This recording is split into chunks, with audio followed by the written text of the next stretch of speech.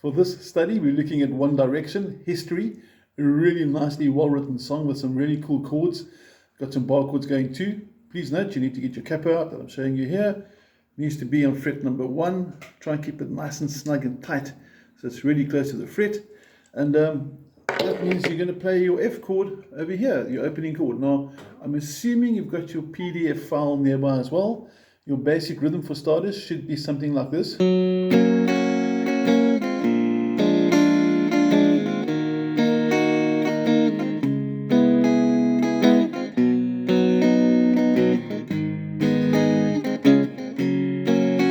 Now, notice it's a very quick change from the C to the F when he sings Aren't We. Now, first I'm going to just take us through the chords. F, I'm sure you're familiar with F already. Finger 1 must be flat, fingers 2 and 3 like that. A7, now interesting chord, you can play it with fingers 2 and 3, you can play it with 1 and 2, 1 and 3, I don't really mind, that's my personal favorite. Middle fingers on the 2nd fret, 4th string, ring finger on 2nd fret, 2nd string. But like I said, pick a finger combination, it's one of those chords that is quite versatile. D minor, fret 1, finger 1, string 1, finger 2 goes here and finger 3 goes to the end to the 3rd fret of the 2nd string. And then comes the fun, the bar chord. Okay, now the trick with the bar chord is to lower your thumb. You'll notice my thumb isn't over the top. It's not meant to be here, it's sort of over here. So it's at the back of the guitar. And that means your first finger, this finger here, is going to be nice and straight. In other words, your finger's basically becoming a capo. So basically what's happening here is now happening at fret 3. Remember as well, when I say fret 3, we're counting from the capo, fret 1, 2, 3. So the capo is your new bridge, your new nut, rather, would be the correct way. C minor 7, finger 2 is on the 2nd string, finger 3 is on the 4th string. And from there we go to B flat. Now, B flat, not a favorite chord. The traditional way, finger 1, fret 1, string 1, fingers 2, 3, and 4 must go like this, all squeezing tight into the 3rd fret, which I really have a difficulty with, but lots of guitarists do like this. So if you want to use finger 2, 3, and 4, going from string 4 to string 3 to string 2, all in the 3rd fret, that's fine. You can go for the bar chord, you can play it like that. But my personal preference is I put my first finger on the 1st fret of the 5th string. And I'm not barring it either, I'm playing it at an angle, you can see it's got a bit of an angle there. And then I put my pinky flat across strings 4, 3, and 2, like that. So this is my B flat. And the advantage of this is that I can play the 5th string, which sounds pretty cool for this song specifically. G minor, back to fret number 3. Again, the thumb must be at the back, so your thumb's going to travel quite a bit. So the top for F, it's the top for A7, top for D minor, and then watch how it drops down and disappears out of sight when you go up to the C minor 7. You can see there's the thumbs in sight, and the thumb disappears behind the guitar when it goes to the bar chords. B flat reappears, G minor disappears. Up close with G minor, and then at the end there where he sings Aren't We, you can do this. It's aren't is on the word C, aren't we. Or you can go to a normal traditional C and play that as well. So that last part you can do like this when he sings Aren't We, or you can go whichever you favor. Now the trick with this over here lies in what the picking hand is doing. I'm going to switch across to my picking hand now. And your bass note or your root note, in other words the note from which the chord is built, for F is on the 4th string. So we're going to go. So it gives a bit of a bass sort of implication. And sometimes strumming 2 strings or 1 string, both is going to sound pretty cool. And we're going to go bass, down, up, down, and it's got a swing feel to it.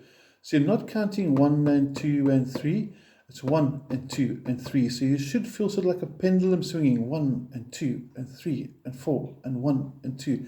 You should be able to feel that swing rhythm in the background as well. Now, what's going to happen next is we're going to put it together. A7 on the 5th string, D minor back to the 4th string. So if you watch my picking hand over here, you can see I'm actually using a pick. 4th string, 5th string, 4th string, and now for the C minor 7, back to the 5th, to B flat on the 5th, and G minor on the 6th, there's your 6th string, and then you got the very quick change, C, F with aren't we. Okay, now I want to sit and focus on the overall guitar again. Here we go, and I'm going to count this in, and I'd like you to try and play along with me, so we're going to have a sort of a jam. Okay, are we ready with the F chord? 2 and 3 and 4 and...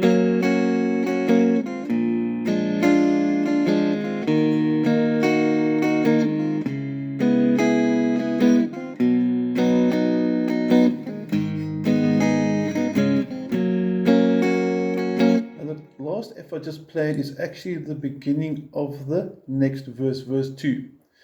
Now, at the end of verse 2, you'll notice it goes C, F, C7. So basically it's the same quick change, C, F, but it's got a little offbeat that you'll hear at the end of the verse. And C7, if you're playing a normal C, pinky comes in onto your third string from the bottom.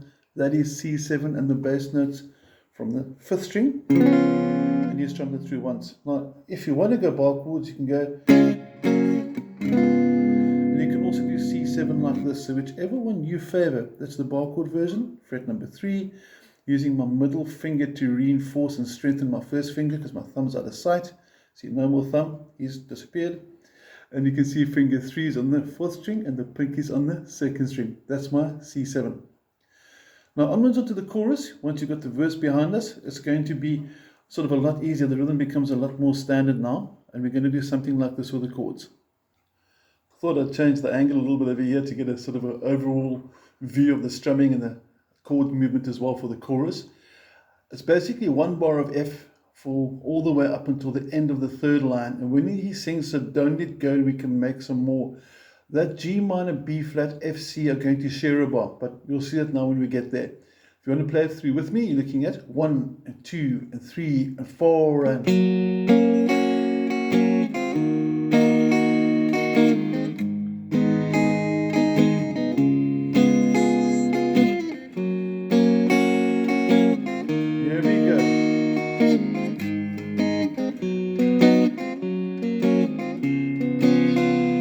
See those last 4 chords all share a bar. 1 and 2 and 3 and 4 and 1 and 2 and 3 and 4 and that's pretty much all we need to know for History by One Direction. It's a nice bar chord study, so you can decide when do I want to use bar chords, when do I want to use a C7 like that, when do I want to use normal chords, C7 like this. And the most important thing is don't rush it. I think I might have played a little bit too quick at the beginning of the song. So nice and mellow. Don't forget the capo at number 1. Very, very important. And refer to the PDF. If you don't have a copy of the PDF, drop me a WhatsApp and I'll send it through for you. And I think that should keep us going for history. Have an awesome week. Take care. Cheers.